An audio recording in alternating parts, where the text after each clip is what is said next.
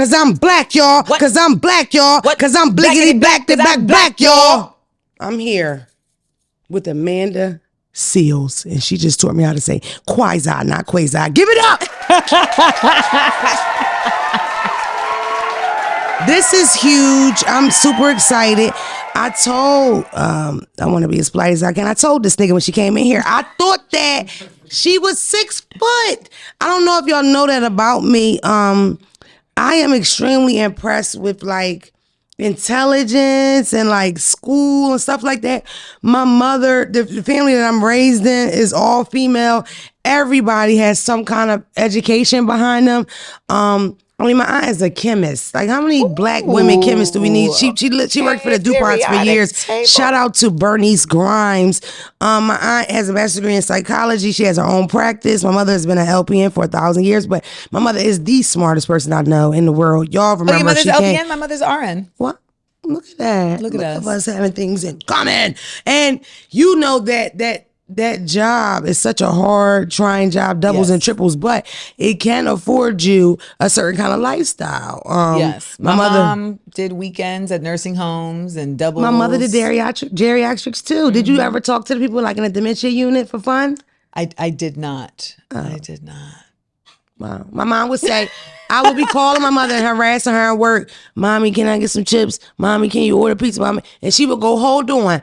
Tom, this is her. This is Brenda. And he would go, Brenda, I've been waiting on you by the lake. Yes. And I would talk to a fucking guy with dementia for 20 minutes. Because my mother's hilarious. But no, I was telling Amanda, the way that I learn, the way I take things in, I've never been necessarily like a reader. I have ADD, I have attention deficit disorder. I think I do too. It's you probably do. It's very hard for me to like lock into things.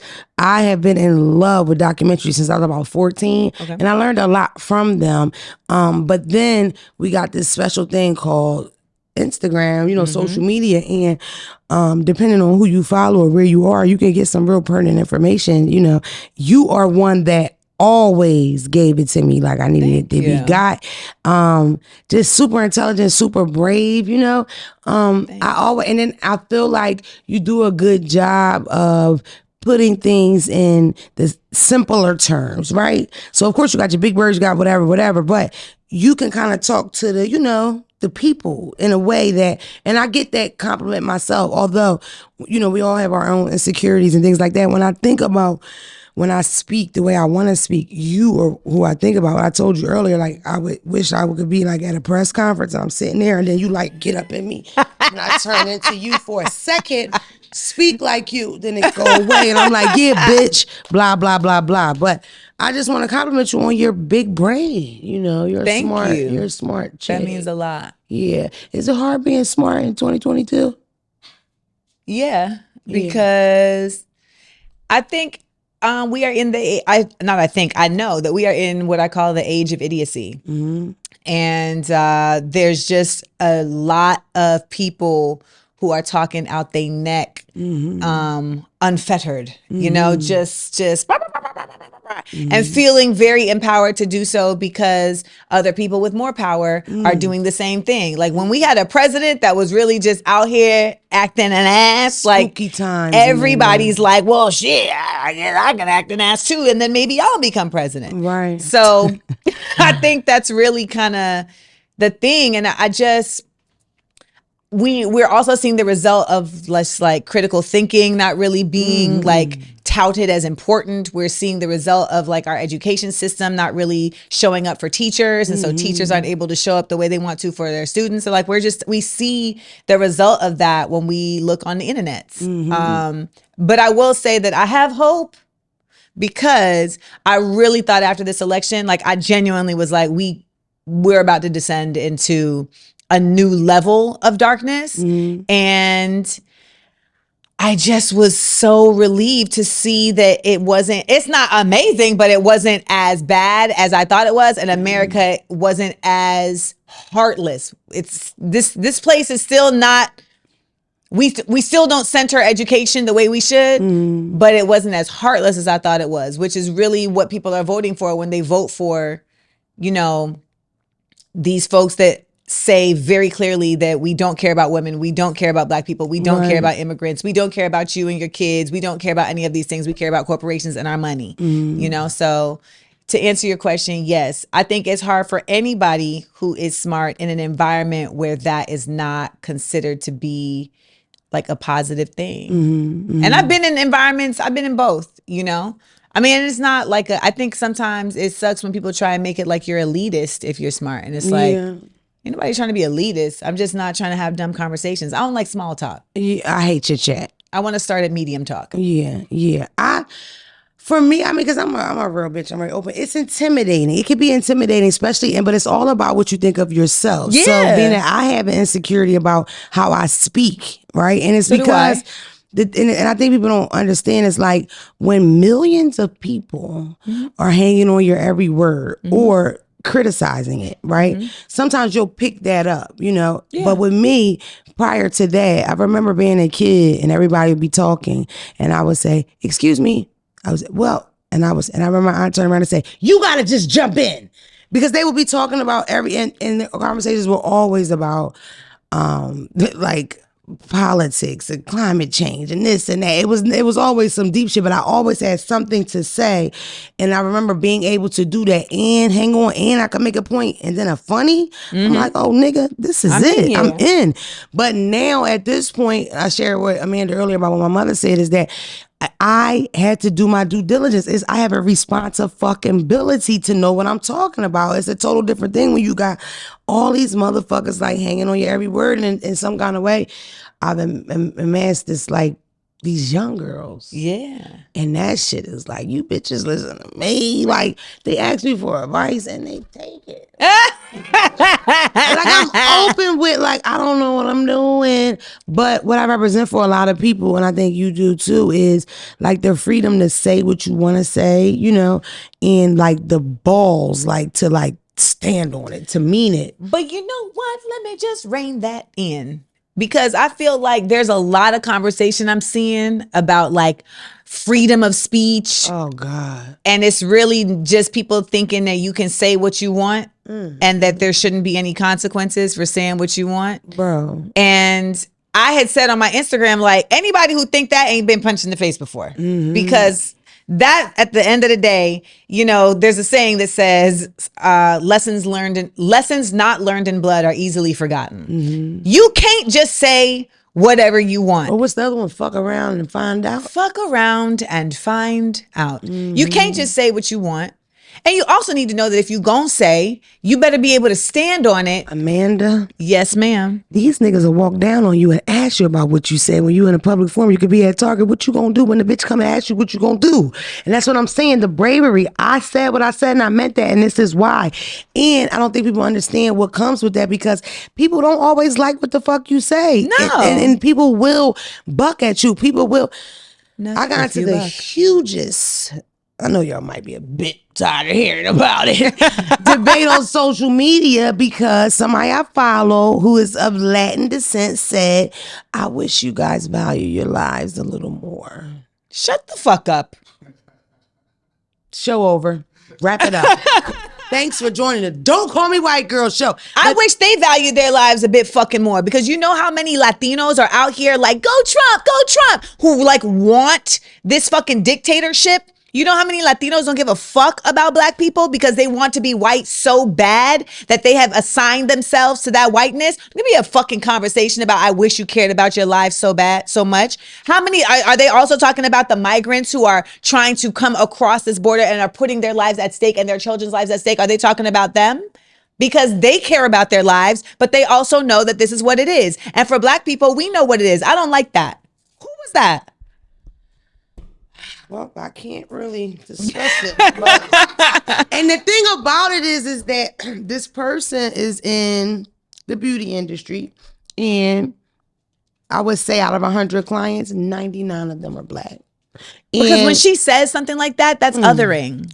Listen, on the main page, do you see what Lakeith Stanfield said? I try not to. All right. He said something. It was regarding Takeoff's death. And it was summed up to Hip hop is trash. Turn it off. Takeoff is dead because of rap. Niggas, we need to stop listening to rap. That's the root of our problems. It's the rap music. And we need to value ourselves, something like that. She copied it, pasted it, reposted it, and made the caption, I wish you niggers loved yourself a bit more. Well, Lakeith is an incredible actor. That's it. So, listen, at this point, I've decided I'm not going to waste my time in some of these conversations because motherfuckers don't really want to learn. They don't want to find out.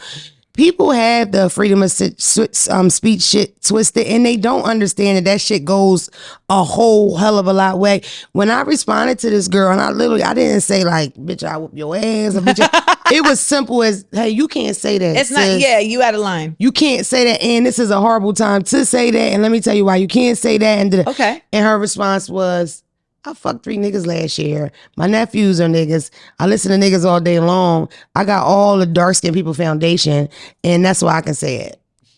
And it was horrible. And then So what about the MS-13?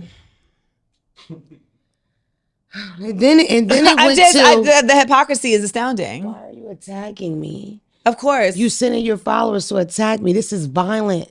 Damona, people know me. People if somebody walks up to me and punches me because you're pushing this narrative because I pass for white and you think I'm white, and you should understand because you pass for white. You of all people should know what it feels like to pass for white.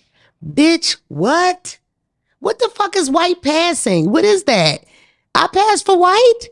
It's 2022 also. Oh, you niggas. I don't like that. I've had enough. I don't like that. I've decided that I'm not going to engage in conversations with stupid people. If I feel on the other end that you don't want to learn anything out this conversation, relieve yourself. We done, baby. Relieve because yourself. Listen, I'm still trying to get my son to wipe his ass good. Okay. He's still streaking the draws, baby. Okay. And he wearing Ethicas. They $20 a piece. Yeah. You can't have doo-doo in them. I ain't trying to embarrass him, but he don't wipe his ass good.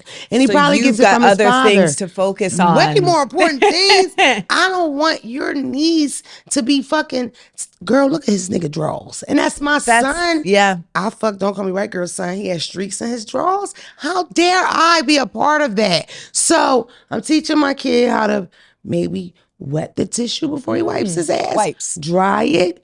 Okay, Muslims call it stinja, the practice of spraying your ass with water and wiping and drying. That's where I'm at. I'm not trying to educate some 33-year-old woman that fucks all black women. You're not trying to teach her how to wipe her ass because she's full of shit.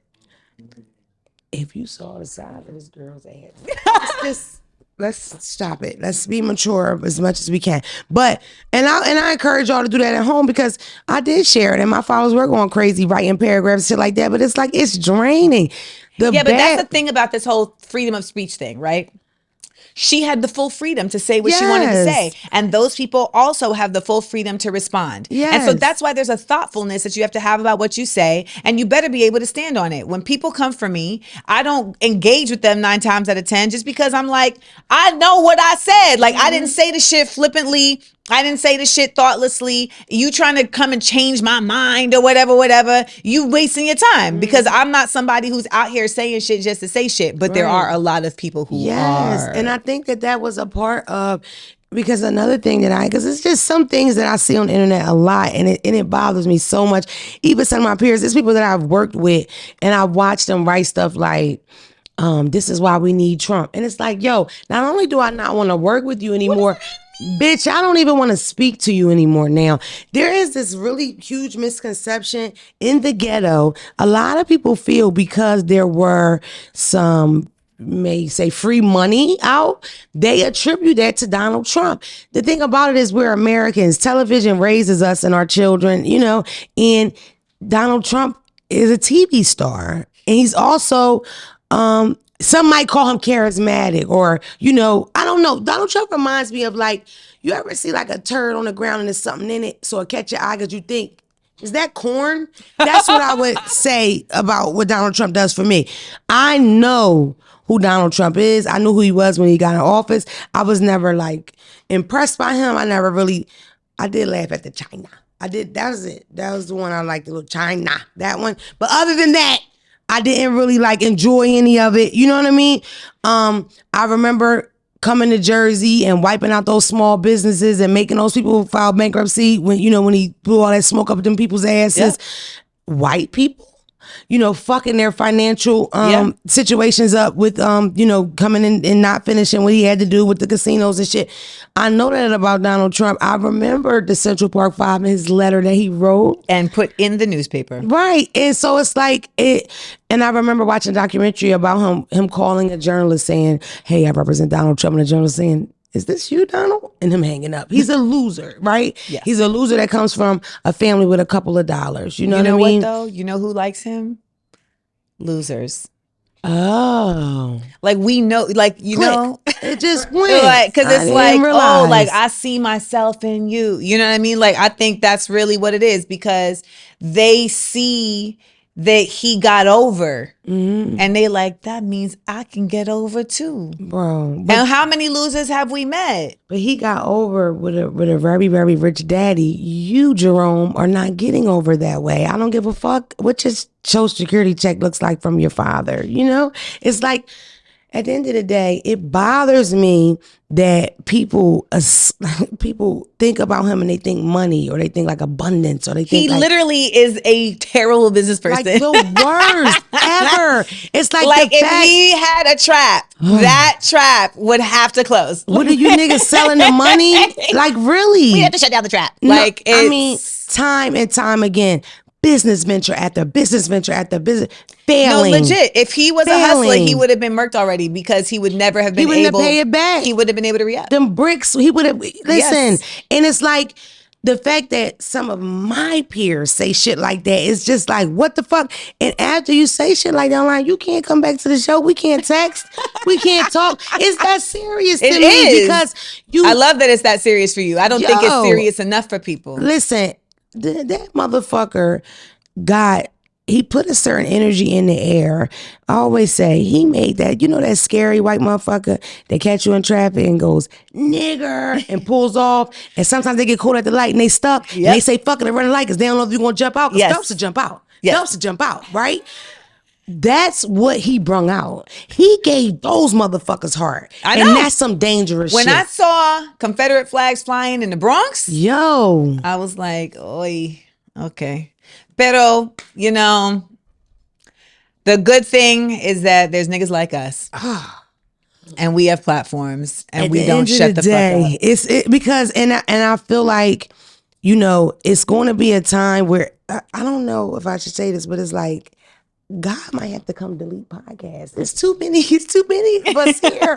Everybody has the setup, and these niggas are just that dookie out the mouth, just constantly. You know what though? I follow a page on Instagram called the Tennessee Holla, and like they do a lot of political stuff that's happening like just in Tennessee, but also just in general. But regardless, their bio says, "Yell the truth," and I just love that small little statement because that's really what it has to be at this point. We have to yell the truth. I think for a lot of us, there was a very big energy of like, oh, they dumb over there talking. Yeah.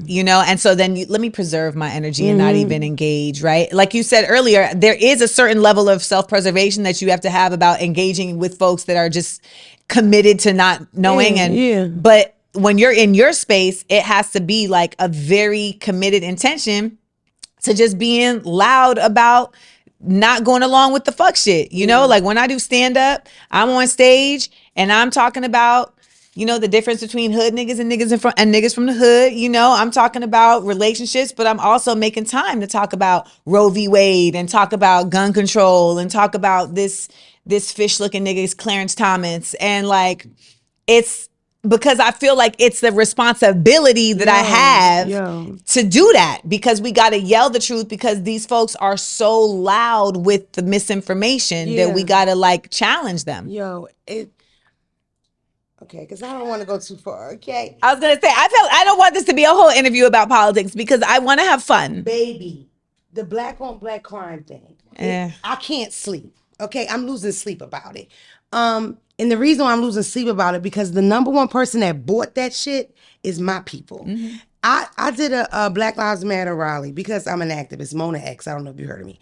My grandmother told me I was going to be an activist when I was like 9 years old. To stand in front of a sea of people and do the first of its kind in the city of Wilmington, Delaware, was huge for me. Right? I've never felt like that before. It's something that I want to do. But I understand how hard it is. I just watched an interview with, I think her name's Tamika Mallory. Tamika Mallory. And I mean, for the love of God, it pushed her to addiction. Like, she had a rough ride with that. And it is so much pressure. I remember getting my daughter ready and making her poster, and then having like about 10 different messages from the mayor's office saying the mayor's telling the state police to shoot y'all, to kill y'all. Please don't take your baby there, Mona. It's not safe. Maybe you shouldn't go. Like, it's a different kind of thing when you know, it's a whole different beast. I came here to be funny and to have fun, but I can't sleep. It bothers me that more than anything, my people believe that. I did that rally, right? And when the crowd left and everybody hugged me and just did so many wonderful things, I had an older woman that knew me since I was a kid, and she stood by my car and she said, I can't fucking believe you just lied to them people like that. Black on black crime does exist. These knuckleheads, and I lost my grandson and did it. And it's like, but cut it.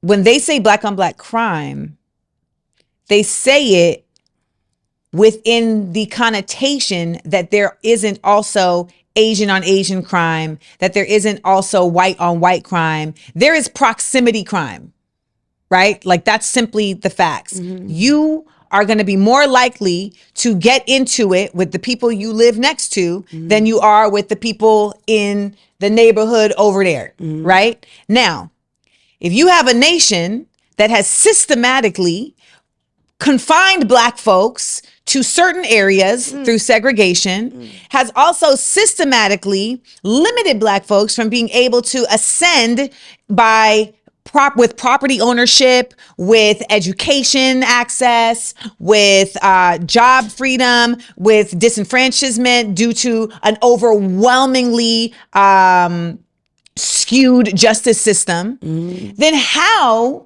are you not going to have black people harming other black people? It is by design. So when we talk about the reality of black on black crime, we cannot do so in a bubble, in a vacuum that doesn't include the myriad of ways this country has made efforts to ensure that black people harm each other. And then on top of it, when we don't do it to ourselves, they make sure they're right there to do it to us. So miss me with the concept of quote unquote black on black crime as some sort of miss me with the term black on black crime being used to describe black people harming black people because we are less caring about our lives or because we are monsters, more savage, et cetera, et cetera. Thugs. That's completely a myopic and like real reductive way of looking at shit. I almost feel like that I am on a campaign to just tell people about it. I don't think I'm very in tune with my fans, with my people, and I mean, some of them they just didn't know. So it's how often, how long, and how loud are we going to have to yell that part? Because that's self-hate shit for the rest of our lives. That's what you need to know. Yeah, baby, you're gonna be. Well, hopefully you won't have to clean up shitty drawers. So, you know, that's one responsibility. I was thinking about changing my name to fuck it, call me white girl. Because it's a lot of struggle for love of God. People, you know what I mean? I could just go to the other side. Angela Davis is still like at protest. It's still like, it doesn't stop until it change. Like, it doesn't stop because the culture and the value system hasn't changed. We in a place that ain't never said slavery, we shouldn't have done that. Like, culturally, we ain't never said that. There's been individuals who have been like, that was fucked up. But like, America as a society has never said we are doing black people dirty. We did black people dirty and we need to like switch the game up. Amanda, never. Why? Why? If everyone knows, right, that for the most part, a majority of the people that were wronged in some kind of way, they got some kind of reparation, right? And being that it was written in that we were supposed to get our 40 acres of mule, and then essentially kind of written out and we didn't get it. Also being that we're still like way behind and shit is still fucked up, right? Why are we going to get it? I mean, you said why are we going to get it or why? No.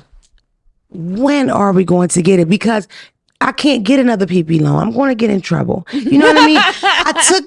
I've taken my We're not going to get it until we get it. I think there's a lot of folks that think access to whiteness and access to money is let me take that back. I think there's a lot of folks that think individual access to money, individual access to like white spaces, they consider that to be like an advancement. They consider that to be progress. What? Yeah. And you know, that's the difference. That's the value system. When we talk about a black community, you know, we're not a black community at this point in the way that I think we once were. We're very, very splintered in terms of like what we see us deserving and what we see as oppressive, right? I think at one point in time, and I may be romanticizing this, but at one point in time, I think there was a very much more cohesive view of black people around the nation saying like, this shit is fucked up, this shit is fucked up, and this shit is fucked up, and we should all like be against that. And I don't think that that's the case at this present time. I think a lot of people got money and they like, what's the problem? What you know, like, and I think a lot of people, you know, really believe the hype about just like white bullshit. But what I really want to see though is just more willingness for us to listen to each other. Mm-hmm. And when I do my show, Smart, Funny, and Black, you know, I say in the show, like, this is a community. When I do my radio show, The Amanda Seales Show, I end every episode saying we are each other's business. When we look out for each other, we lift each other up. Because I think that's something that we have been really, really a subject of. And I wouldn't lie, I think these bots on this internet be doing a really effective job too of like dividing and conquering. And I just want to see us as a unit come to get on the same page about things in a more effective way. Yeah. And that's where that I think that, because these people came over here for a couple reasons, right? You had a group of the Puritans came over because they was on some wild shit, and even the white people over there was like, we ain't fucking with y'all. Kinky. Yeah, it was like we ain't. So they came over here on that, and they was talking about they're so Christian, but yet they over here and, you know, got rid of all of these natives, right? The Native American people that were here already. Then you had the people who literally just came over here like, what's going on over here? Oh, this is ours now. These are not the descendants of like valued, you know, ethical people. So the same way that we have like trauma, PTSD in our DNA, they got shitty fucking value, non-ethics in their DNA. Never thought about it like that. They didn't come over here on some like, let's increase the bountiful nature of this place. Like, no, then they like. Because white people don't really have a culture. Their oppression. Wow. That's the culture of whiteness. Demonic. That's the culture of whiteness, oppression. Whiteness was not created for any other reason than to oppress. There's cultures within whiteness. I feel like if I was white, I would be fuck you. Like if I was a white woman, there would be nothing in me that felt for anybody or had any empathy. In fact, it would slide through my head. My grandmother probably owned yours. Let me tell you something. Being honest. But that being said, though, when you do find these white women who are co-conspirators, because there's levels of whiteness. When you find a white woman who are co-conspirators, there is nothing a white woman on a mission cannot get done. What? And if there were enough white woman co-conspirators, this whole country would turn around. But there's just too many of them that are still voting, you know, to make their white men in power. Yeah. I ain't gonna beat you in the head with it, but I do feel like it just makes me want to like slam my face into the wall sometimes. It bothers me because I feel like it's so and the person that bought it the most are my people. And it hurts my feelings a bit. When the Elon Musk thing happened with Twitter, and it was like the first thing was like, oh, great, you niggers. I finally get to tell you how I feel, you fucking niggers, right? It's like we're still here in 2022. I dated a gamer, guys that play video games. Mm-hmm. And when you play video games, would you say that's a part of it? When people lose, they get upset. They say, wow, you fucking nigger. Why didn't you get the AK and do the hit right? We're on Grand Theft Auto. But I'm a dumb nigger because I didn't get the right prostitute and bounce the car, race, whatever the fuck y'all do on 2K or whatever you do. But that's a part of it. And we're here in 2022, still being hated for just being. Existing. I don't know. And it's like, it's beyond frustrating, but I could kind of, like, I could deal with it from them. Like, it's like I expect that of them. I don't expect it of you, Shaquita. And the fact that we're debating in my DM about black on black, right? But then there's like a certain level of grace that you try to give sometimes. Man. Sometimes I try my best to give the grace of like, well, the brainwashing, it was effective, and people got caught up. Yo, you from the trenches and you've been watching niggas die your whole life, and that's all you know, that's all you see. I can understand. Yes. I can sympathize with you, but still, I need you to know you don't know enough black people to be thinking that way. Because I think there's also like, in that context, like, you need an explanation. Because it's like, why the fuck are so many of us dying? Mm-hmm. Right? So it's like as humans, we require some type of explanation. That's what religion is. Mm-hmm. We need some type of order to make shit make sense. Right.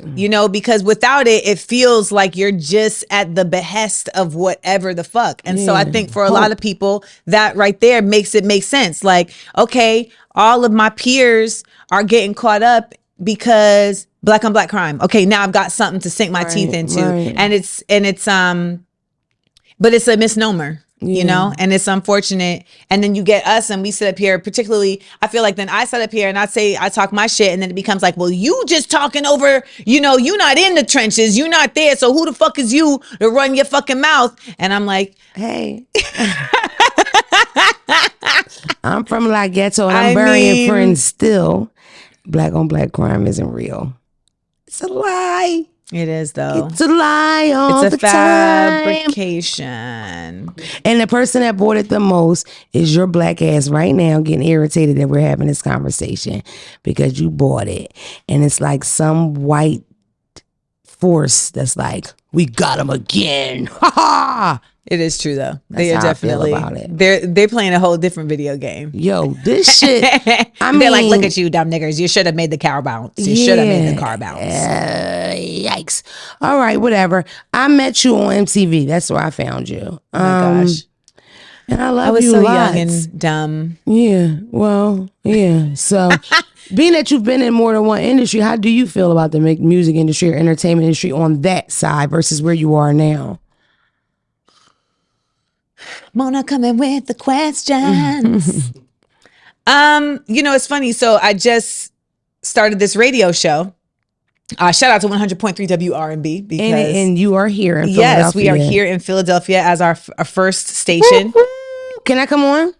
Yeah, I would love to have you. Oh my gosh, I would love to have you. And if you don't live in Philadelphia, you can hear the radio show every day on podcasts. So it's the Amanda Seales Show wherever you get your podcasts. Okay.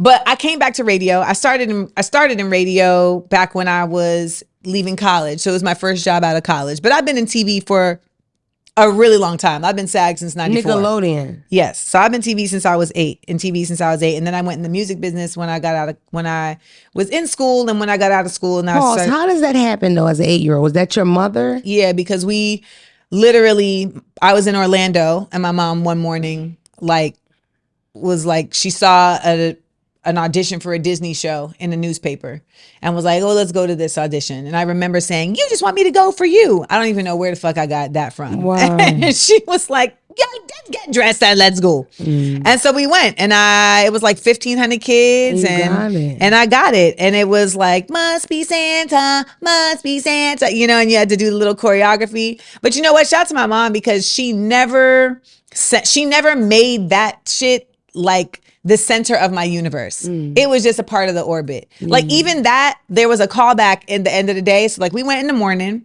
and then they were like, okay, you made it to the next round. You got to go to the callback. I think most parents would be like, all right, we're going to go like sit in the parking lot, or, you know, we're going to go home and practice the steps. We went to like my mom's friend's house who had a pool and let me swim in the pool. You know what I mean? Like it was like, okay, let's carry on with the Sunday that we had originally planned. Right. And then I went back and I ended up getting it. And that was like the story of like how I always dealt with the entertainment business. It's never been the center of my universe. It's always been a thing I do, but not a thing I'm of. Right. Wow, yeah. And so when I got in the music business, I'm a hip hop head. Me too. Like to the core. I think a lot of people at this point in my career don't really know that about me. Well, tell them, Amanda. I mean, what you want to do? Like, do we want to do I need to rap the entire Mobb Deep the Infamous album? Like, do I need to do it? But you want to freestyle? What's up? I used to be nice. I used to be nice. I always have two verses in my back pocket, I will say. I mean, did you not see me at the BET Cypher, nigga? I did. That was me spitting bars. I didn't fuck around. Drove a car. I'm gonna stop there.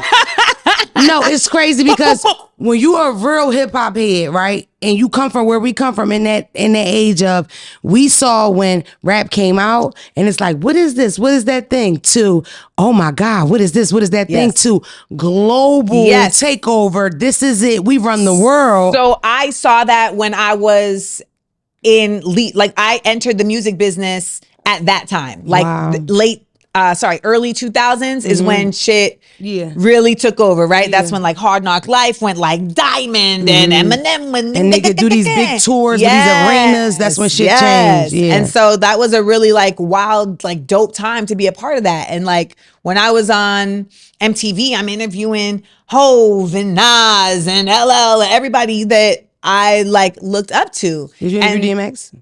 Many times. I interviewed DMX many times. I went to his funeral. I cried. Of course. I was crushed by that. When I graduated from Columbia, I got my master's at Columbia, and the day I came to work and they had gotten me a cake, and I had to interview X that day, and the cake was in the studio, and he came in the studio and was like, "What up?" And I was like, "Hello, Mr. X." And then he saw the cake. And even though the cake did say, "Congratulations, Amanda," but he thought the cake was for him.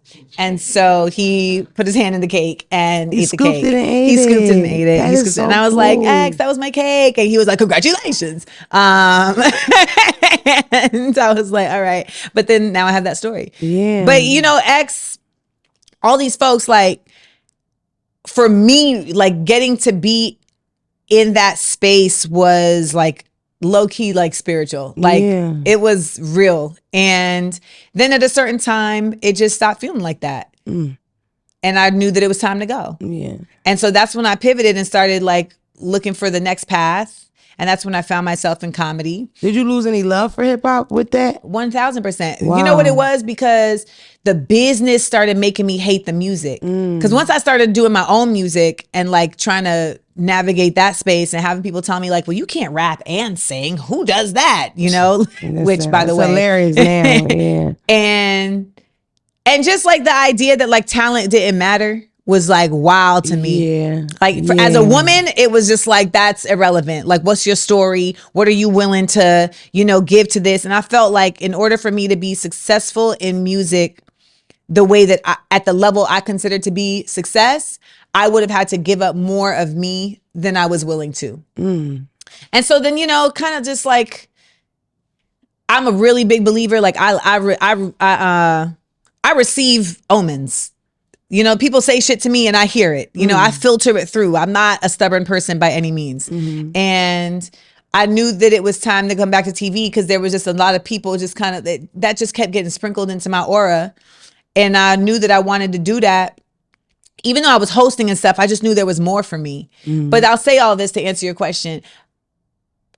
TV then became, at this point in my life, TV has become a space that doesn't feel like a creative outlet for me. It doesn't feel it doesn't feel like a place where I can be my full self. And so that doesn't make it, it doesn't feel valuable to me.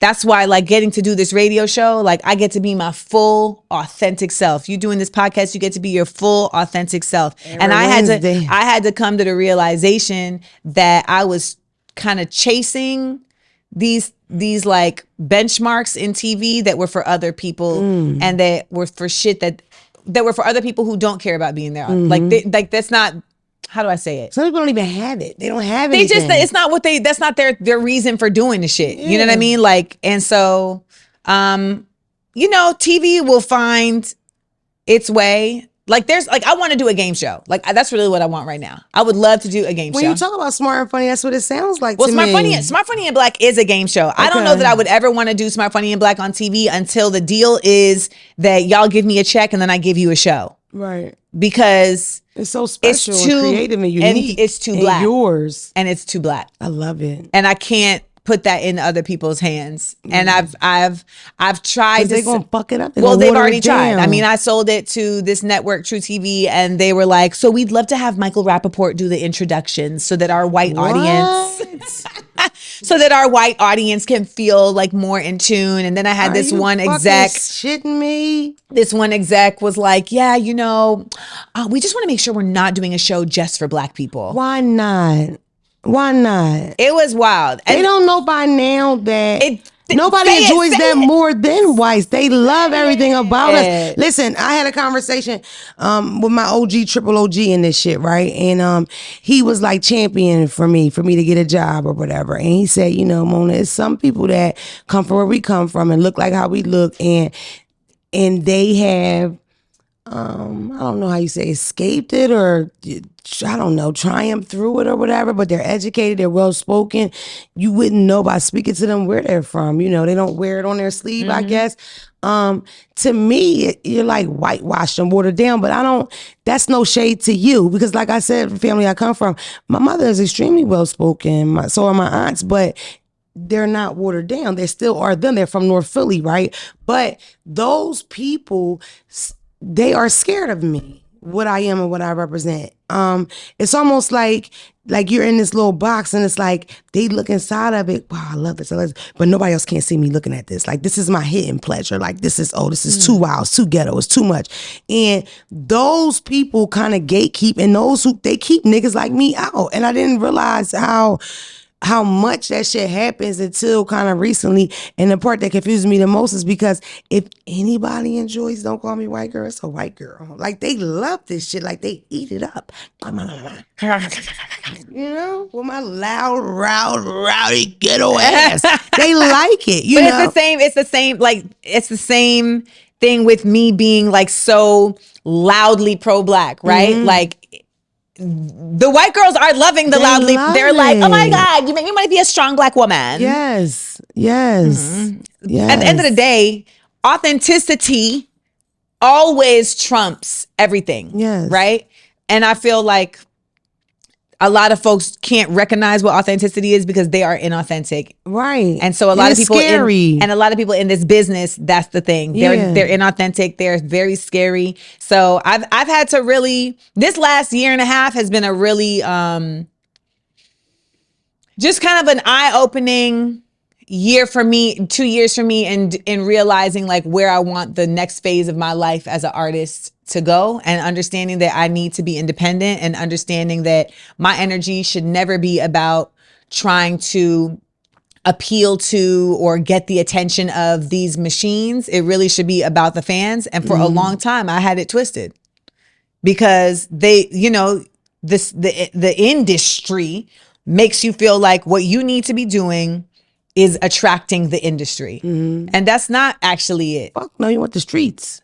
Listen, because the industry is trying to get to the streets. Period. And that's the thing that to me is so stupid. It's like, even when you get into numbers, because people are so big on following, how many people followers you have, it's like, that shit don't mean nothing. The true influencer, the true motherfucker that can shake the room.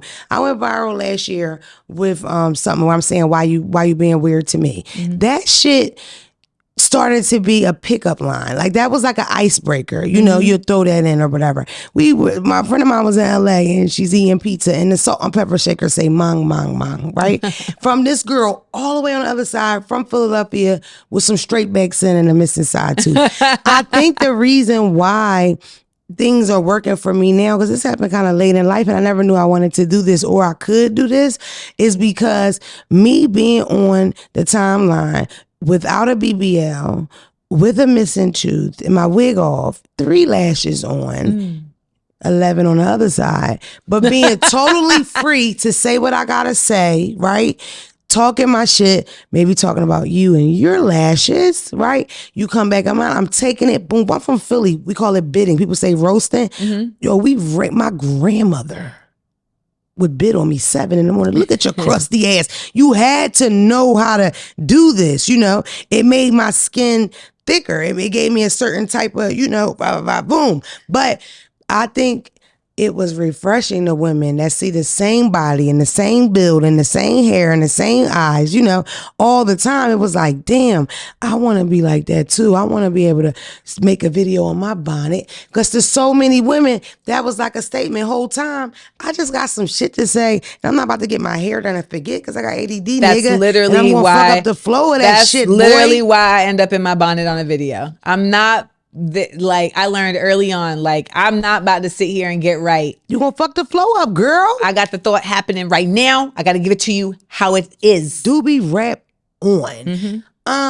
So you would say that because we were talking a little earlier and I want to keep talking about it. You're not from the ghetto, la ghetto. No. Do you feel like, and you really do feel like people feel like you can't have certain statements or you can't say certain things or you don't know what's going on because you're not from the ghetto? And not only you're not from the ghetto, you smart, bitch. Smart ass, not from the ghetto ass bitch.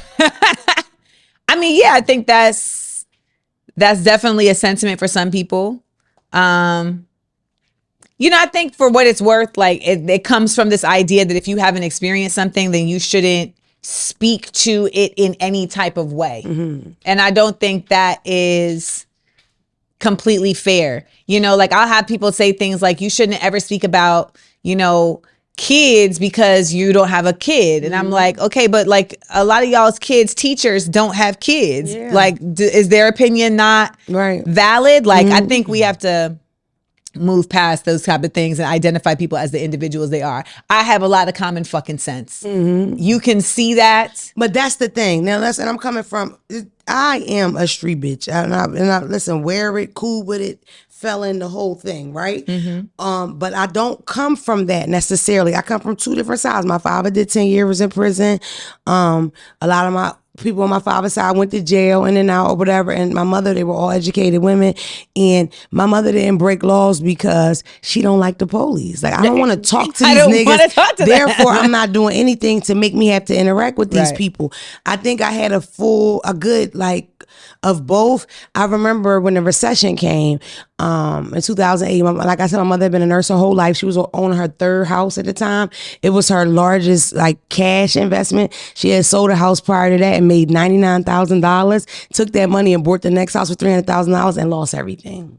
This share and the thing about the recession that was so crazy was that everybody was going through the same thing at the same time, and there were no it wasn't any compassion, any sympathy. It wasn't a program, right? So it's like they didn't look at a person like my mother that has worked since probably 13 or 14, paid taxes since 18, right? Literally the American dream, what you're supposed to do to get the white picket fence, bootstraps. Grabbed them, pulled them shits up, worked her whole fucking life, did everything the way she was supposed to. She even married her raggedy ass baby daddy, you know, did the whole thing, right? For people at the top to fuck that paper up. That's what we say in the street. You fuck that paper up. You fuck that whole thing up. For them to be the ones to fuck it up and us to suffer at the bottom the most. And a person like her, my mother looked at me and said, I understand why you break the law, you and your friends. Like right then and there, it clicked to her why we lived on the other side of life. It's a certain respect for the law that people in the street don't have. You grow up and you see the people that are supposed to be doing the right things, doing the wrong things. You kind of lose that feeling of, okay, this person can save me. This person is here to help me. I've always looked at the law like, you know, it's just a thing. You know, it's a thing. It's a hustle. You know, it's a way that, but I never it never. It's a choice. And it never morphed into me. I know people that will morph the law into God and, the 10 Commandments and you shouldn't steal. For a long time, that's what I did for a living. No, you shouldn't steal from certain folks. Baby, but a corporation who's going to write that thing off. I remember reading an article in some type of financial magazine where Walmart did better. They did better with the insurance money they got from shoplifting. Almost for that 1 year, they wouldn't even have survived it if they didn't have so much insurance money from shit that are being stolen, whether it's being stolen or not. People, I guess it's weird to me to conflate. It's weird to me to conflate the 10 Commandments with laws because you've seen it though, right? I have. Okay. It's just because it just they drunk it's not the Kool-Aid, Amanda. It just don't make sense. It doesn't make sense. Like the laws are not written to protect the people in Not the way us. that people think that they are. The laws are meant to protect property. If laws were written to protect people, then when someone like tells you I'm gonna kill you, there would be some level of like real repercussion for that. And there isn't. Like people tell you they're gonna kill you and they're like, okay, so fill out this piece of paper. Nigga told me he's gonna kill me this morning. Like Twitter. There you go.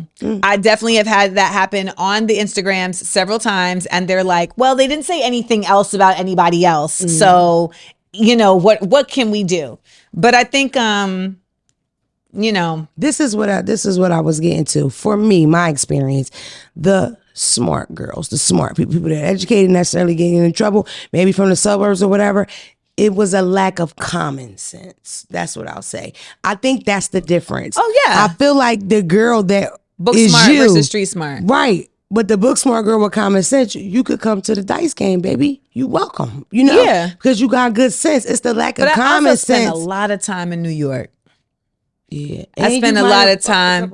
I fucked a couple niggas that played dice games. I mean, I learned how to play CeeLo during Hurricane Sandy because we were stuck in the house. CeeLo. And I learned how to make, well, he called it Chi-Chi, which is basically a... Are you going to explain what a Chi-Chi is? Well, tell me if it's... Shut up.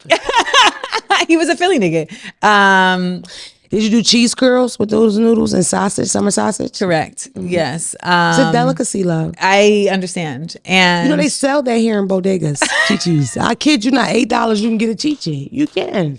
Now, but why would you niggas eat what? that? I don't know. That's just like life experience, right? Like I think a lot of people don't have common sense only because they just haven't had life experience. And I mean that on both ends of the spectrum. Like even if you have street smarts, there's still a certain lack of common sense that a lot of motherfuckers have simply because there's a narrowed idea of what is there for you and what makes sense to actually like be a part of your wellness. I said this on my Instagram the other day, and I need to say it here because it was life-changing for me when my therapist was like, and she applied it to my ex, but it's really something for everybody. And she was like, the difference between your ex and the person that you are with now is that the person you're with now makes decisions to make their life better. Your ex makes decisions to make himself feel better. And like when you look at that and you apply it to yourself, right? It helps you really kind of check yourself. Like, am I doing like the common sense thing? Right. Or am I just doing the thing, right? And if you're just doing the make myself feel better, you're just acting off of like whatever feelings you have in your body that are 9 times out of 10 informed by whatever experiences you've had. And if you've had a limited amount of experiences, right, then you don't really have the sense to that. That's why travel is so important. That's why being around people that ain't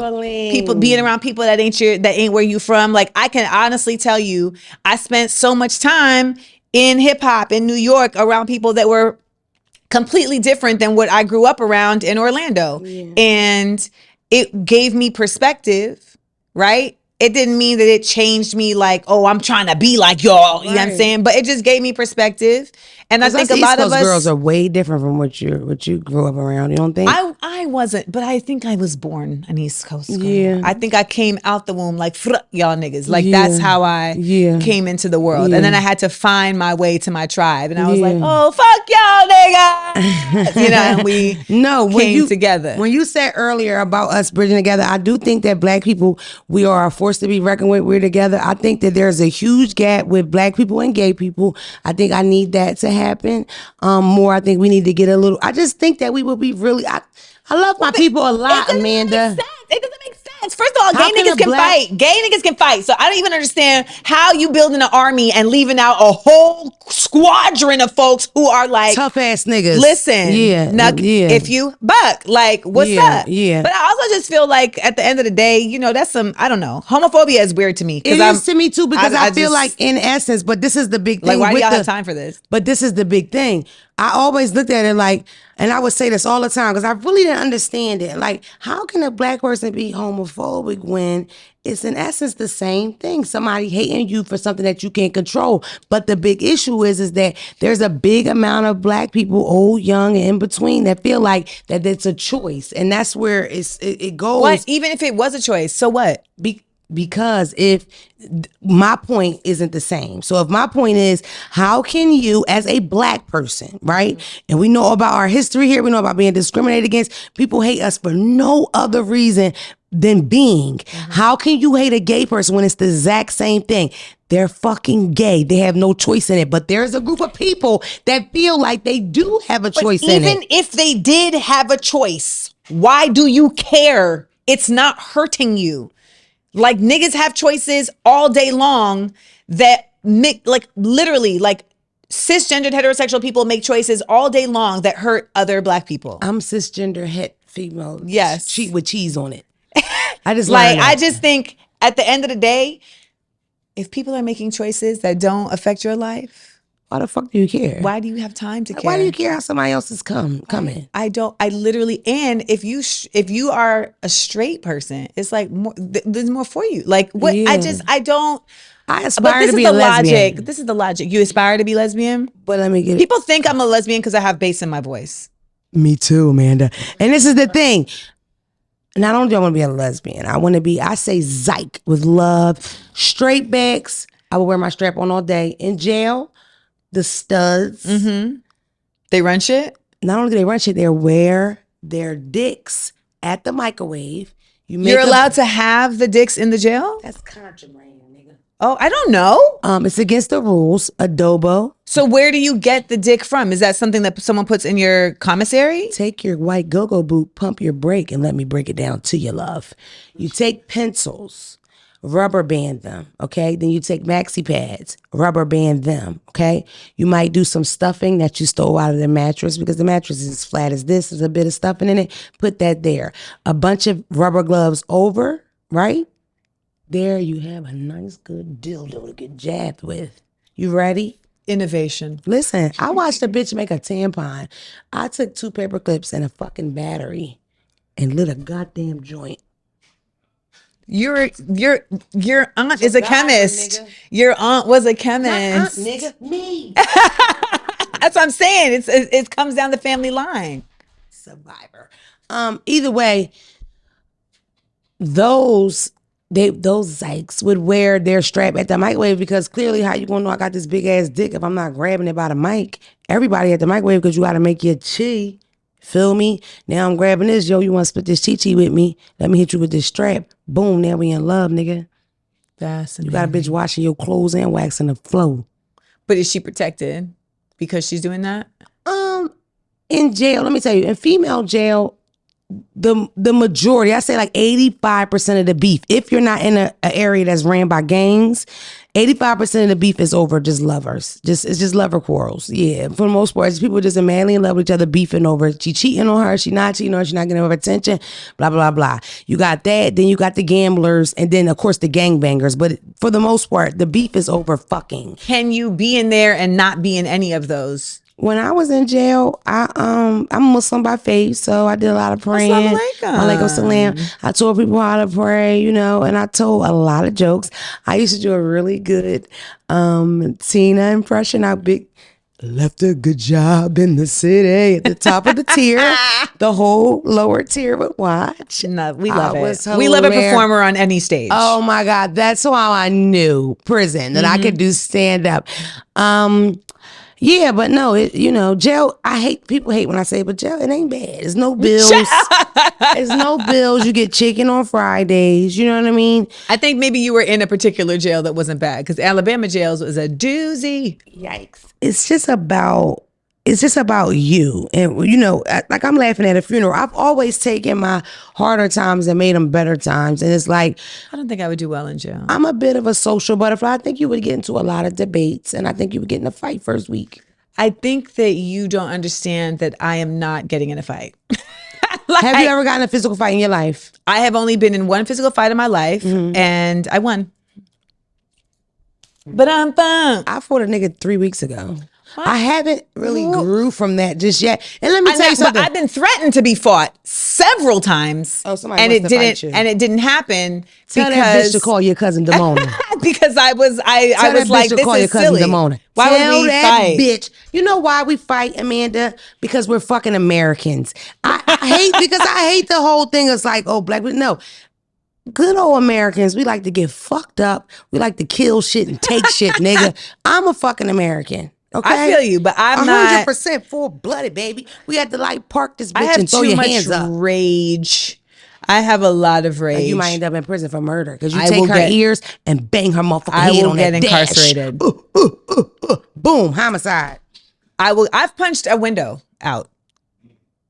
Look at you, you're sassy. I like her. Like I've literally so My daughter's never been in a fight and she's so mortified by it. And I'm like, Amina, you don't have to fight people. It's not, I met people, adults that say they never been in a fight. And I'm like, oh my God, how? But it's just because of where you from and where you raised in the type of situation and maybe even your temperament or whatever.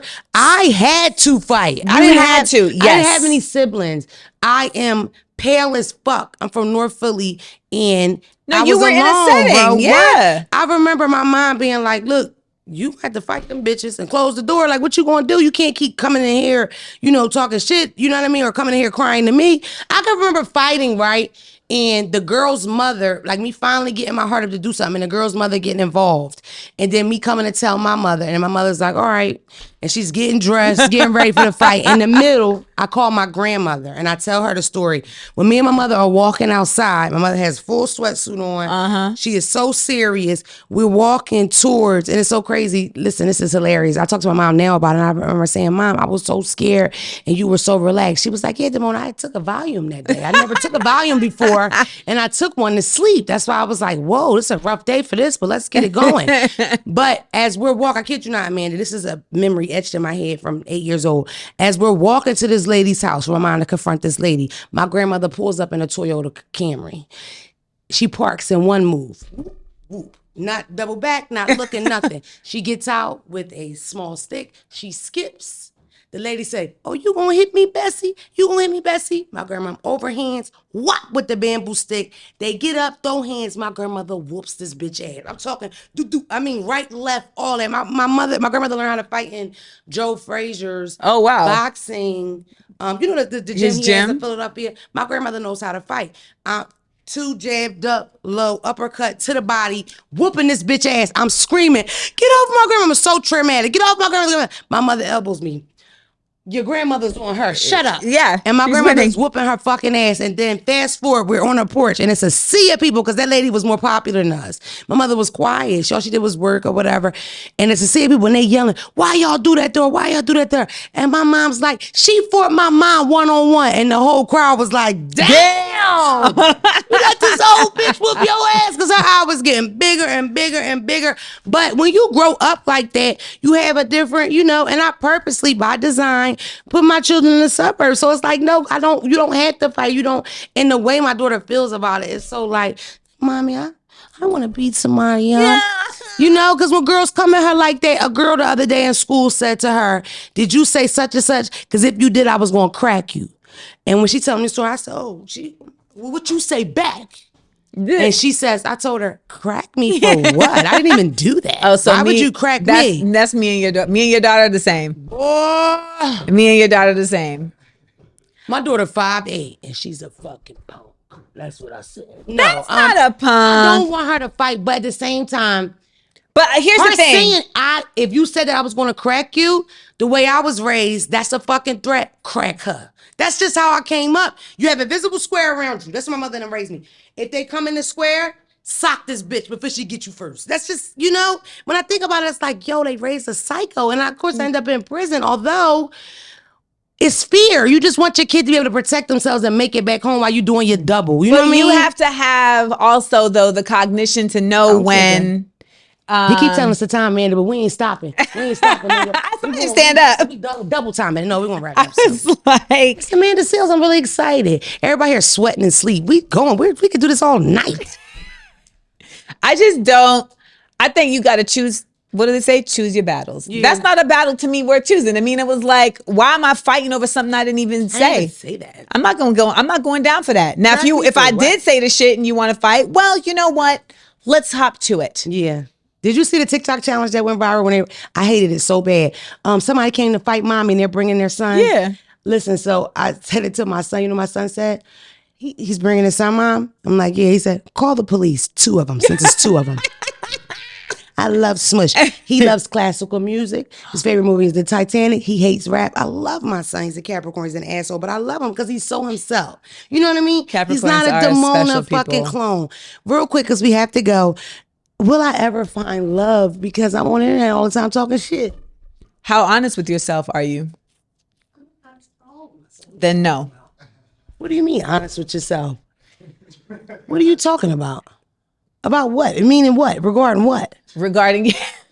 Like, what you trying to say? I'm trying to say, how honest with you are you? How honest with yourself are you about your own toxicity? You think you better than me, Amanda? I think you are. Trick question. No, I do know. I know because let me tell you that this love shit is a very humbling experience. Am I right, Trey?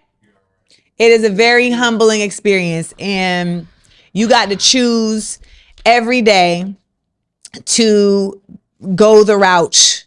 And I feel like a lot of us strong people, I'm not going to make it just about women. A lot of us strong. Why not? Because it's not a gender thing when it comes to the reality that our strength oftentimes informs an ego that does not serve us. People like strong men. Motherfuckers. No, what I'm trying to say is that what we are considering to be strong is actually some fake weak shit. Yeah, it's a facade. It's a facade. Like there's confidence and there's arrogance. Yeah. Confidence is based on real shit. Arrogance is some fake shit. And I think a lot of us are, first of all, a lot of us have never experienced real love. Okay. So we don't even know how to recognize it when it's happening. And then a lot of us really, truly are not honest with ourselves. We are not. We will tell ourselves that like we identify these flaws about ourselves and we accept these flaws. Well, guess what? Like, great, good for fucking you that you accepted the flaws. Are you going to do anything about them or what? Because the accepting thing, I'm going to tell you an epiphany I had the other day. So, you get into this relationship and it's finally like healthy in the sense that both parties want the best for each other, right? Mm-hmm. So that's the healthy part. Now, do both parties have the tools? That's its own process. But there's at least the foundation of like, we want the best for ourselves individually and we want the best for ourselves together. So that's that, right? But then you think, I found this person that I can be my complete self with. I can be my whole self with. And that's a beautiful thing, but baby, not all parts of you are good. Not all parts of you are advanced. Not all parts of you are healthy. So what happens sometimes is you get over comfortable in we're showing our whole selves shit. And you start letting them shits out. You start letting that toxicity out. And you kind of like make it like, you trick yourself into thinking that it's healthy that I get to be all parts of myself in this relationship and the person stays with me. But really, that's some fucked up thinking because your toxicity ain't good for you and it ain't good for him and it ain't good for whoever you're with and it ain't good for the scenario. And it's only your responsibility to check that shit. And I think a lot of us don't really allow ourselves to be honest with ourselves enough to say, I'm not checking my toxicity. And I'm thinking that the healthy part of this relationship is me getting to be toxic and still be loved. And the only person who's going to unconditionally love you is your mother. There should be no expectation for someone else to unconditionally love you in that way. That bullshit. Love has conditions, you know? And it's not like, you know, you gained weight or you had a health issue, or that's different. But when we choose to let these dark parts of ourselves find their way into something that's supposed to be light, we are being irresponsible. And I think a lot of us don't hold ourselves accountable for that in these relationships. And I know for a fact that I have not done that. And I've had to like really get real with myself that that's something that I need to like bone up on. Yeah, realizing that like wanting a good man or wanting a good situation, and you might not be ready for that. Like I came up in a time where if you didn't have a boyfriend or you didn't have a nigga, something was wrong with you. You Something mean was wrong with your 2022? What time was that? Cause that I'm still getting DMs that say you a bitter bitch. Don't nobody want you. Yeah. You a single bitter bitch. And I'm like, look at me and my man and my dog. Like, but I still feel compelled to have to say like, well, see, this nigga loves me. Yeah. When really it's like, fuck you. Right. But I feel like the younger girls, and shout out to you young whores, that y'all do a really good job of like being single and glowing and working on you and getting healthy and caring about yourself and making sure you love yourself first. I didn't come up in a time like that. I came up in a time where you had the nigga, you had to get the nigga, you paraded him around, and if you didn't parade him around, you purposely made sure his fucking head was in the background of the picture to let these bitches know I don't need a nigga because I got a nigga, even if you had a completely empty relationship. I was in a relationship for 7 or 8 years, nothing. We didn't even fuck, but we did all the appearances, we did everything. Oh, wow. You know what I mean? We did it. What was he getting out of that? I think, dare I say it, I think that he wanted to be married to a light-skinned girl. And I think he wanted light-skinned children. I think he wanted a girl with a fat ass. And I think that he liked the coolness of me. Like, I think that he thought that I was cool. And then I think that he was attracted by the really negative street side of me. You know what I mean? I think that I was like his pass to finally be a thug a little bit. Where'd you find this guy? We met in high school. He sounds like a C-band. And then years later, we reunited because we had like a crush on each other in school. And but you do understand now that he's a cornball ass nigga. Nigga, he's a Virgo. Like, I would rather eat a doo-doo stew. Because first I said I'd eat a sand sandwich. I like a Virgo. A Virgo man. Cancer Virgos are, well, I don't know a lot of Virgo men, but Cancer Virgo is supposed to be like very... Phelps hates that we talk about. Look at Phelps. He's dying. He hates the sign conversation. He doesn't believe in it, even though he's the most Taurus I've ever met. He's a complete That's part bull. of him hating it though. Like Taurus. Exactly. So fucking anti. So on brand. This is my plan. Once I get like rich, me and Phelps will fuck on a bed of $100,000 and then we'll be together forever. How do you feel about that? I love him. We'll see. I will say that does sound very unsanitary. Yeah. What, the fucking on the money part? Yeah, because the money is very dirty. That's so corny. Stop it. I don't want you to get a yeast infection from the dollars. Fuck the yeast infection. It's $100,000, Amanda. You say it, you think it now. And then when you get there, shrooms. you're going to look at the money and you're going to hear me in your head and you're going to be like, she fucked it up for me. Damn. Have you done shrooms yet? I don't do drugs. Oh. I'm this afraid. Is getting boring. Let's wrap this shit up. I'm afraid of that shit. Did you enjoy yourself a lot here? I did. I would have liked us to have some more jovial conversations because I feel like we were very serious. And you're like a fucking joke to you, Amanda? No, but you have good jokes. I am a joke. I love to joke. People always have the serious conversations with me. Like Gilly and them wouldn't even let me on their podcast because they were like, you're too serious. There's so many things I could say about that, but I won't. I love Wallow.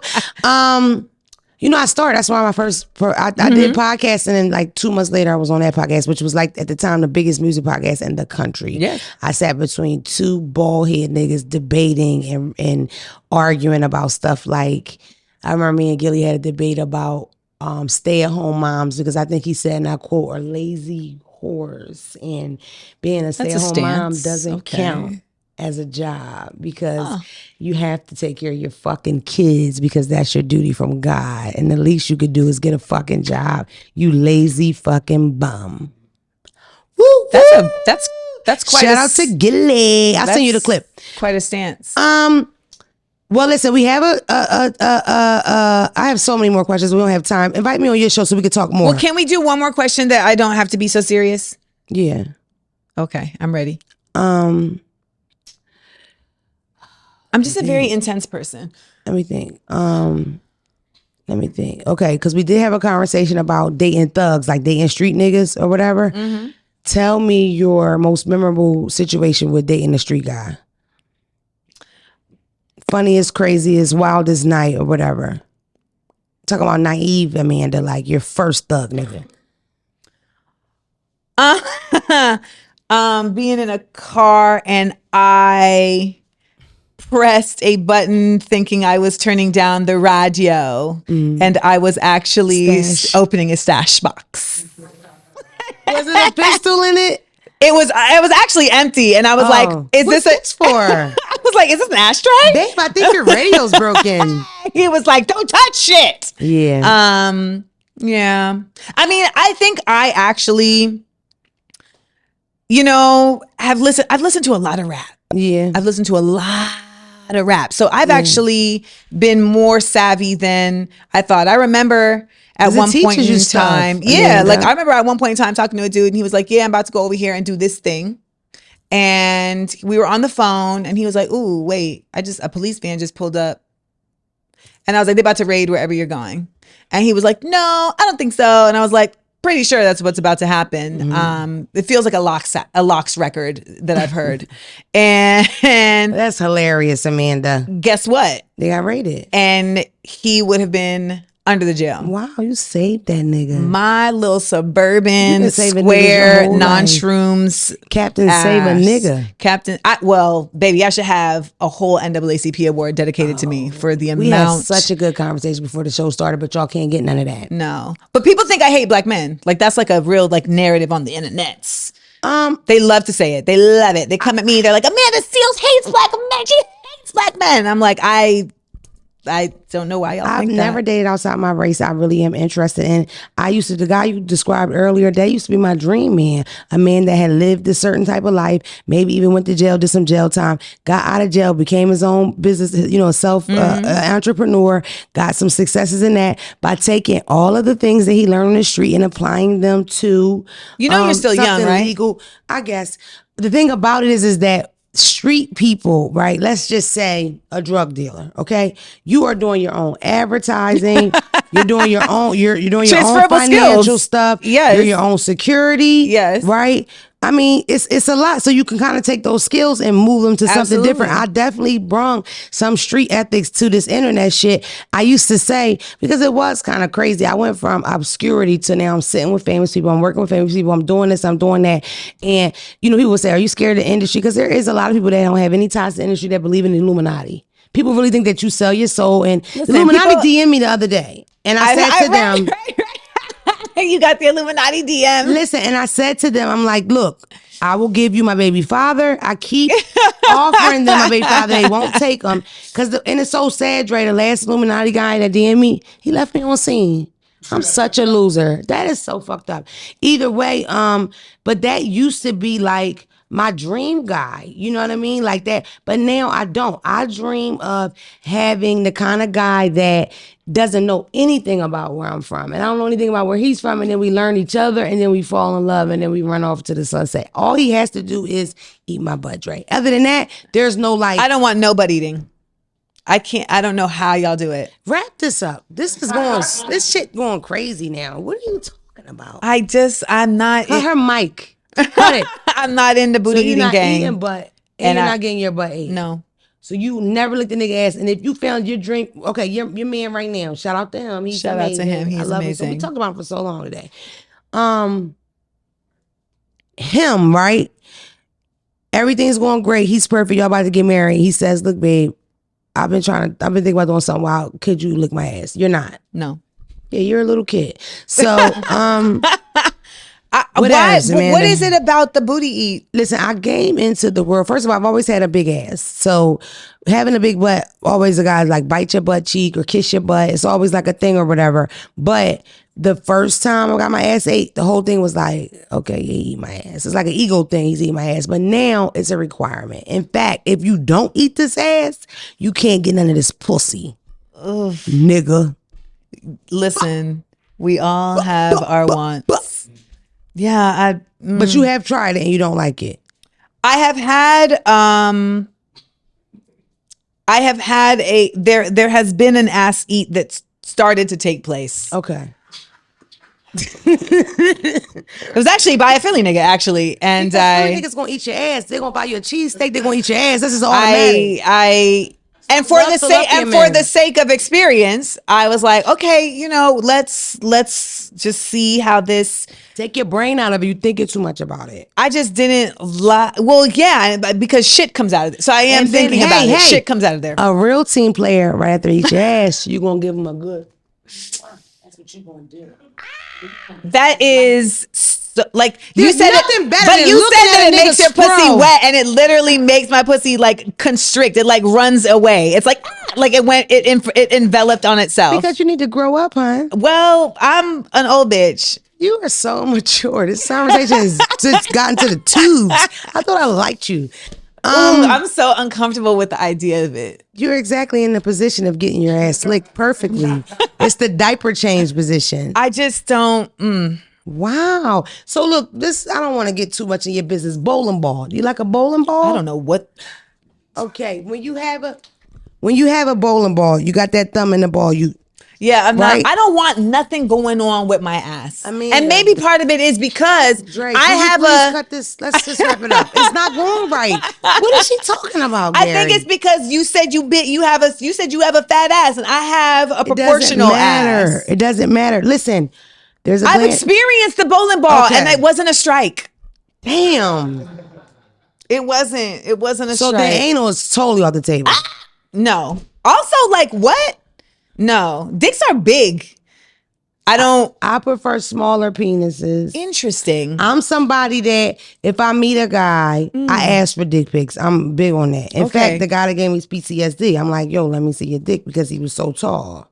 But how were his hands? What was the size of his hands? His hands were pretty sizey too, and like most tall guys or whatever. Because I've had a tall nigga with small hands, and let me tell you, it was interesting how the proportions add up.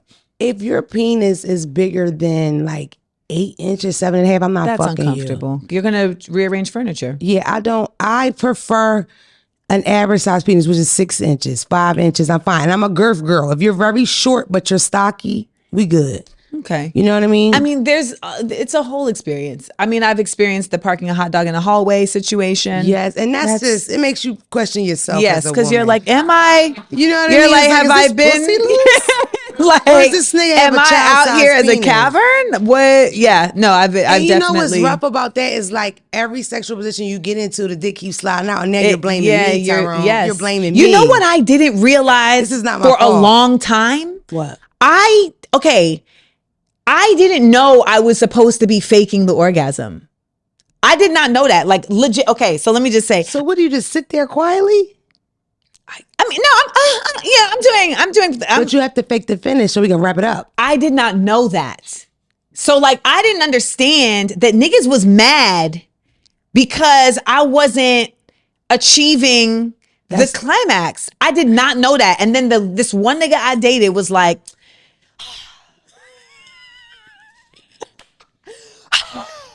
hate this bitch. and I was like, why? Because I was having a good time. Yeah. I was having a good time. You hitting the walls. Yeah. I was having a good time. Yeah. And he was like, you just never finish. And I was like, but you finish. Yeah. And he was like, yeah, but you're not signaling the accomplishment. Let's wrap it up. But I literally had no idea. Like, no one taught me this. He was like, you're not signaling the accomplishment. And it just makes me feel like I'm not doing what I'm supposed to be doing. And I'm like, but I'm like, right. I'm No, here. you have to have the final. I did not know. Well, but you know what? I'm a pro, clearly. Why aren't I having the final, right? And it wasn't until I had a dude who really, you know, how do I put this? He was broke. And so and so I think that in his mind, he was like, I can't give financially, so I'm going to give vaginally. Ain't nobody gonna fuck you like a nigga need a place to stay, nigga. But he like unlocked the two, like it was like he solved the Da Vinci Code. Yeah. And then I was like, oh, I can do this, but I really did not know. The bleaker the future, the better that dick is. I had a nigga get up out of me before. And just like in the mid, like we're bop, bop, bop, bop, bop, bop, bop, and like he just got up and was like, I mean, you ain't gonna come anyway, so what's the point? And like he like, y'all know who y'all know him too. And he and he just like went in the next, like he like went across the hall and like went and played video games with his homeboy. And I was just laying there like a trout. You don't know how many. I don't think men, and I have conversations with my boys all the time.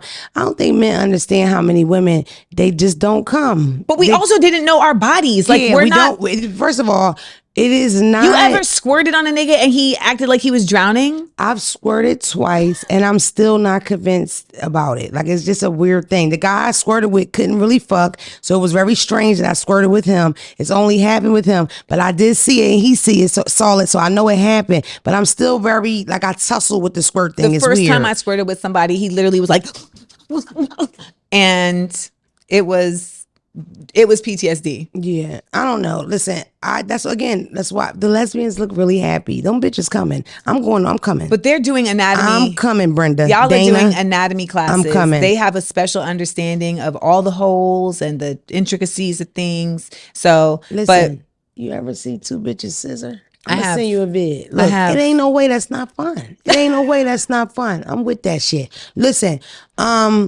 we have to wrap it up. Yes. Dre said, and I quote, "I wish you bitches shut the fuck up." She texted. Okay. We have a segment on the podcast called The Dark Side of the DM. Yep. Would you like to share a DM or do you want me to share mine? Share yours. All right. I show Amanda mine already. And this is dated. This is Monday, 8:55 in the morning. Greetings. I'm a member of the Great Illuminati. Then there is 3 upside down red triangles because that's the secret. Yeah, yeah. You want to know the light, ...